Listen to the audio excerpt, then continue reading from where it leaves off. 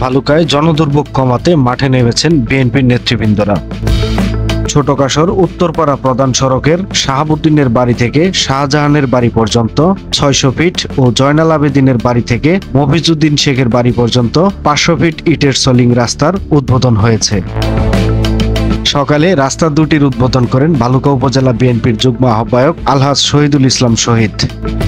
এ সময় উপস্থিত ছিলেন হবিরবাড়ি ইউনিয়ন পরিষদের ভারপ্রাপ্ত চেয়ারম্যান মোহাম্মদ জহিরুদ্দিন, হবিরবাড়ি ইউনিয়ন যুবদল নেতা আল মাসুদ মোহাম্মদ মঈন শেখ, যুবদল নেতা মোহাম্মদ আইনাল হক, কাশর 6 নং ওয়ার্ড শ্রমিক দলের সভাপতি মোহাম্মদ ইব্রাহিম হাসান, সাধারণ সম্পাদক মোহাম্মদ মফিজউদ্দিন শেখ সহ স্থানীয় নেতাকর্মী ও এলাকাবাসী।